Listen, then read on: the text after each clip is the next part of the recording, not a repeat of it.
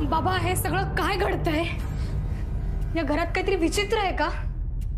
बाबा तू का घाबरलायस एवढा? मला काही कळत नाहीये. बाबा माझ्या या सगळ्या विश्वासच बसत नाहीये. आपण इथून निघालो आणि आपण परत इथेच आलो. तू म्हणतोयस तसं आपण चंद्रविलास मध्ये अडकलोय का? शरू तू काही काळजी करू नको. तुला काहीही होणार नाहीये. मी तुला काही होऊ देणार नाहीये. तुझा बाबा तुला खरंच काही होऊ देणार नाहीये. आपण जाऊयात. एक ना एक दिवस आपल्याला या चंद्रविलास मधनं बाहेर पडावंच लागेल. आपण जाऊयात इथनं. म्हणजे आता फक्त मी जे सांगेन तेवढंच करायचंय. तुला कळलं? शरू तुझा माझ्यावरती विश्वास आहे ना? माझा तुझ्यावर पूर्ण विश्वास आहे बाबा. मग मी जे बोलतोय तेवढंच आता करायचं. माझा जीव गेला तरी चालेल पण मी तुला इथनं बाहेर काढणार. असं नका बोलू महाजन. चला विभावरजी आपल्याला हिला कुठल्या तरी सेफ ठिकाणी ठेवायला पाहिजे. चला या.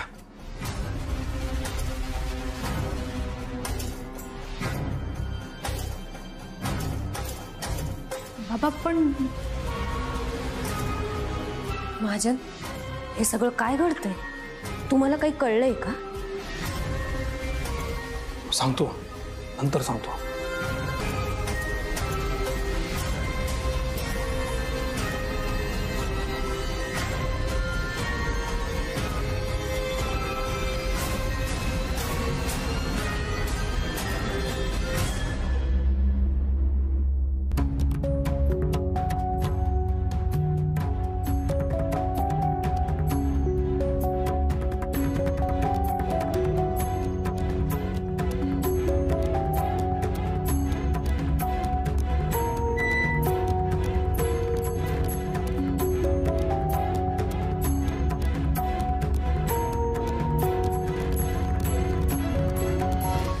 शरू तू इथेच थांबायचा.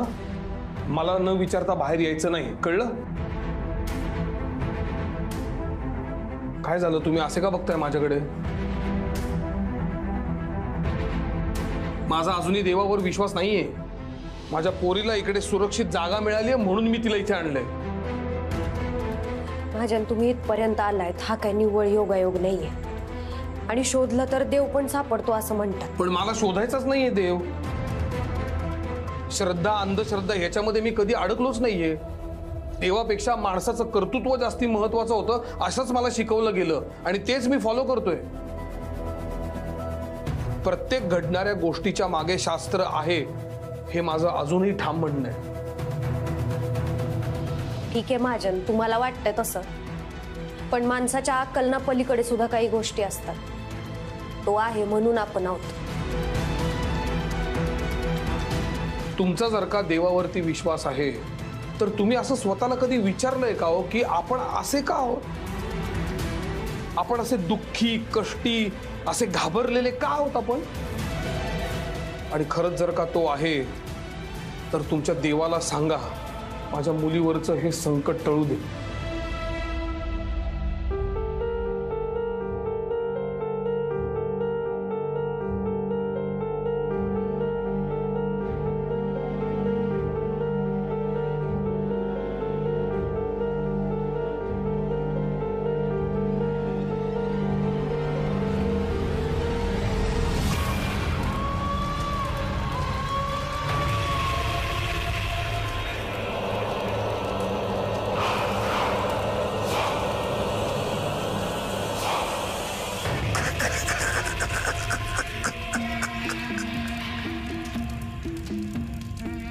कितीही हात जोडा पाय धरा त्याचा आता काहीच उपयोग होणार नाही. आता काही क्षण उरलेत. काहीच घटिका. अनंता तुला इथं यावंच लागेल. देव परमेश्वर भगवान कोणी सुद्धा या ठिकाणी माझ्यापेक्षा उजवं ठरू शकत नाही. कारण नरहर पंथ या चंद्रविलास मध्ये आहे. कुठलीही दैवी शक्ती हे शरीरांतर रोखू शकत नाही. आता शरीरांतर होणार अनंता, तुझा देह आता मला मिळणार.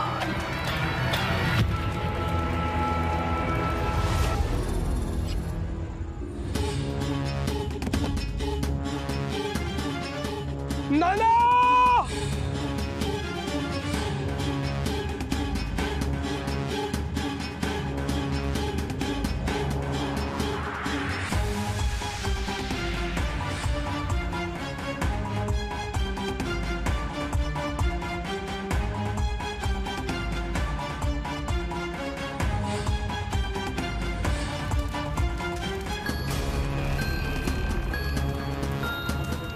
बाबा मला वाचव. बाबा, बाबा.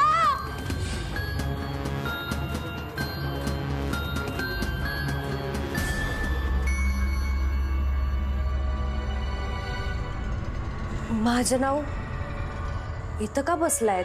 चला बघू.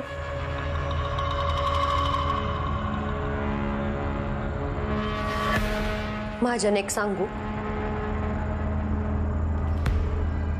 मला माहित नाही तुमच्या मनात नेमकं काय चाललंय. मला माहित नाही या चंद्रविलासमध्ये नेमकं काय चाललंय. पुढं काय होणार आहे हे पण मला माहित नाही. पण एक सांगते, कुठल्याही परिस्थितीत मी तुमची साथ सोडणार नाही. समोर आलेल्या संकटाचा सामना मी तुमच्या सोबतीने करीन. प्रॉब्लेम तोच आहे, संकट समोर न येत नाहीये, मागून येऊन पाठीत वार करतंय. संकट जर समोर न आलं तर जगातला कुठलाही बाप ते फेस करण्यासाठी तयारच असतो.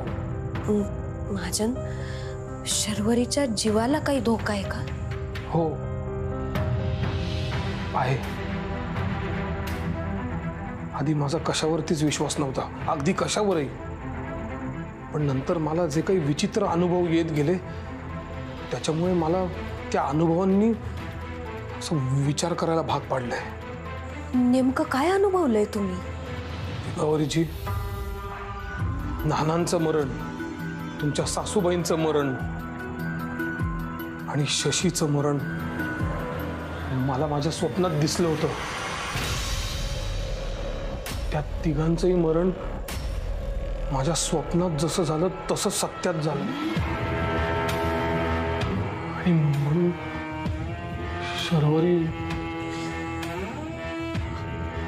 शर्वरीला नाही नाही नाही नाही महाजन, असं काही होणार नाहीये. आणि आपण दोघं असताना तिला कसं काय काही होऊ शकतं? गौरजी, तुम्हाला आठवतंय नाना जाताना काय म्हणाले होते? नरहर पंतापासून तिला वाचवा. जो माणूस एक अक्षर सुद्धा बोलू शकत नव्हता तो जाताना म्हणाला, शर्वरीला नरहर पंतापासून वाचवा. आणि म्हणून मी नरहर पंताचा शोध घेतोय. म्हणून मला त्याला विचारायचंय, का माझ्या मुलीच्या मागे लागलायस? का तिच्या जीवावर उठलायस? का?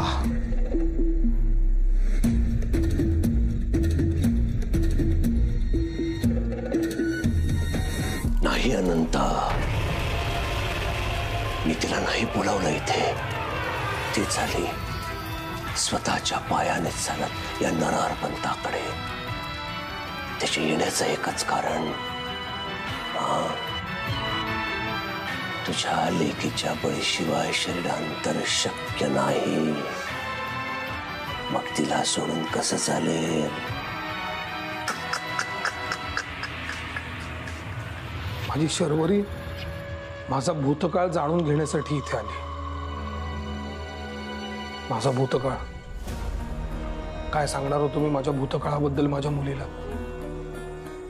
ज्या गोष्टीपासून मी पळत होतो, लांब जात होतो, तिला लांब ठेवत होतो, ते जाणून घेण्यासाठी ती इथे आली. सांगा ना,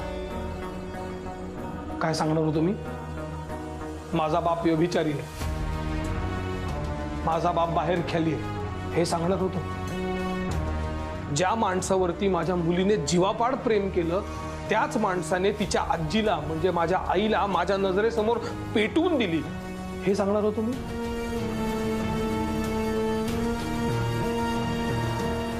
माझी बहीण नंदा नानांमुळे गायब झाली हे सांगणार होतो. जाता जाता एक भयानक सत्य मला त्यांनी सांगून टाकलं, ज्याचा माझ्याशी, या चंद्रविलाशी, माझ्या पोरीशी काय संबंध आहे हे मला माहिती सुद्धा नाहीये. काय सांगणार होतो मी माझ्या शरूला, आणि एवढं सांगून तिचं समाधान होणार आहे का हे मला माहितीच नाहीये. कारण ती पुन्हा पुन्हा येऊन मला विचारणार आहे, बाबा तुझा पास्ट काय आहे, मला जाणून घ्यायचं. माझ्या भूतकाळाने माझा वर्तमान काळ आणि भविष्यकाळ सगळा उद्ध्वस्त करून टाकलेला आहे.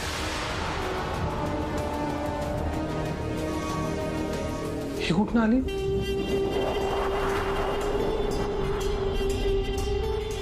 हिला बाहेर जायचा रस्ता माहिती असेल का? तुम्ही थांबा, मी बघून येतो.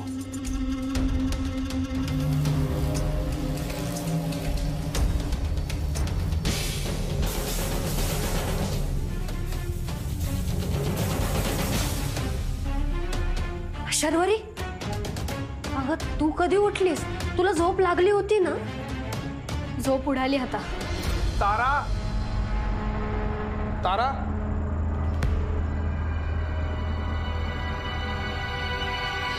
तारा,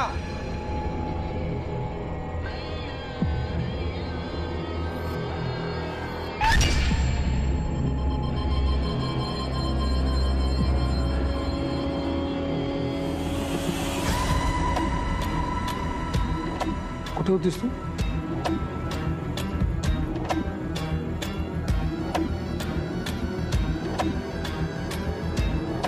अशी का बोलतीये? काय हिच्या मनात? तारा, तारा, कुठेस तू? काय चाललंय हे सगळं? वाड्याची सगळी दारं बंद काय आहेत? हा, काय चाललंय हे? शरीवरी बरी आहे ना? मला तिला घेऊन बाहेर जायचंय, पण सगळी दारं बंद आहेत. ऐक ना, तू मगाशी बाहेर गेली होतीस ना? दुसरा कुठला रस्ता आहे का? बोल ना. हा नरहर पंत कोण आहे आणि तो माझ्या पोरीच्या जीवावर का उठलाय? सांग मला.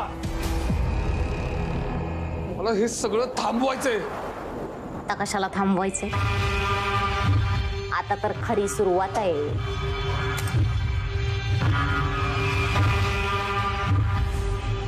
हे तारा,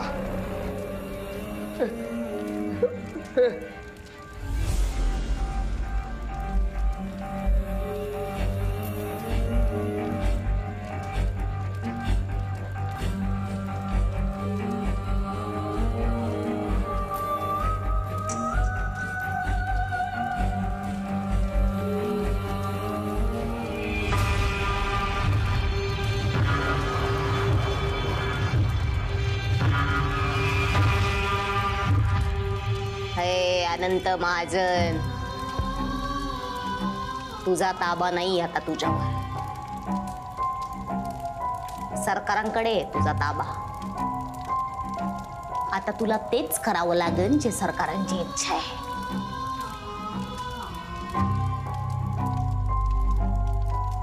पोरीला बलीसाठी तयार कर म्हणलं की तिला तयार करावं लागेल. तुला विधीत बसावं लागेल. तुला लेकीचा बली द्यायला तिला तयार करावं लागेल. आणि एकदा का लेकीचा बली दिला ना, मग सरकारांचा तुझ्या शरीरात प्रवेश होईल.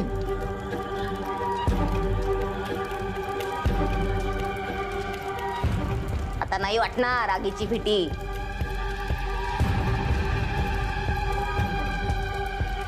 कारण तू आता भावली आहे सरकारांच्या इशाऱ्यावर नाचणारी.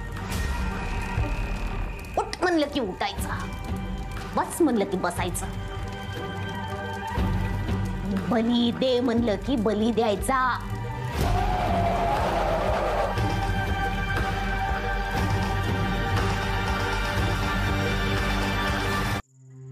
शर्वरी थांब. का? ऐक माझं, थांब, बस बस इकडं. मी बाबाचं बोलणं ऐकलंय. बाबांनी हे सगळं मला आधी का नाही सांगितलं? अगं तू लहान आहेस ना म्हणून. मी 16 वर्षांची झाली आता. पण बाबांनी सांगितलंय की कुठं जायचं नाही, इथंच थांबायचं. नाही, मला आत्ताच्या आत्ता बोलायचंय बाबाशी. शर्वरी, अगं ते परत आल्यानंतर बोल ना. नाही, मला आत्ताच बोलायचंय. बाबाला आधाराची गरज आहे. मी बघितलं बाबाच्या डोळ्यात पाणी होतं. बाबाला माझी काळजी वाटते ना. मला त्याला सांगायचंय, त्याला माझी काळजी घ्यायची खरंच काही गरज नाहीये. हो, पण हे सगळं ते परत आल्यानंतर सांग. हा नाही, मला आत्ताच बोलायचंय बाबाशी. अगं शर्वरी, तू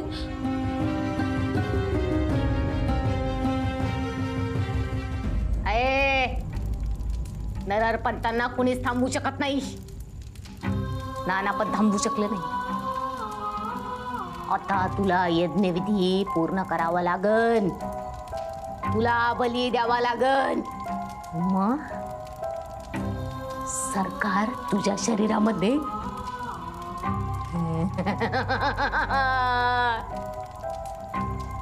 बाबा, बाबा, बाबा, बाबा,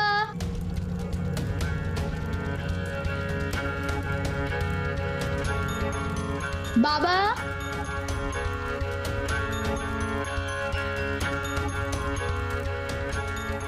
हे आत्ता मला काय झालं होतं? मी ताराशी बोलायला आलो, मग बोलता बोलता मध्येच मला काहीतरी झालं. असं संमोहित झाल्यासारखं का वाटलं असेल मला? म्हणजे ताराने मला. मालक नाही तिथं. कुठे गेला बाबा? माहित नाही. शरूच्या आवाजाने मी भानावर आलो. हो हो, पण मला हा खेळ सत्य समजून घेण्यासाठी चालू ठेवावा लागेल. हो हो, चालू ठेवावा लागेल.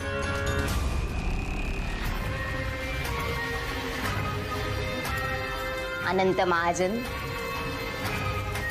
पोरगी हुशार आहे तुझी. पण नरहरपंत तिच्यापेक्षा हुशार आहेत. नवरा बायकोनं मिळून बली द्यावा लागतो. म्हणून झालंय तुझं लग्न. आता बाहेर जाऊन औषधवाल्या बाईला तुझ्या बायकोला सांगायचं पोरीला तयार करायला. आणि तू पण तयार व्हायचं विधीसाठी. विधीचे कपडे ठुलेत तिकडं. मालक वाट बघत आहेत तुझी तलघरामध्ये. तलघरामध्ये विधी होणार. नानांनी पण हा विधी केला होता मालकाच्या सांगण्याप्रमाणे.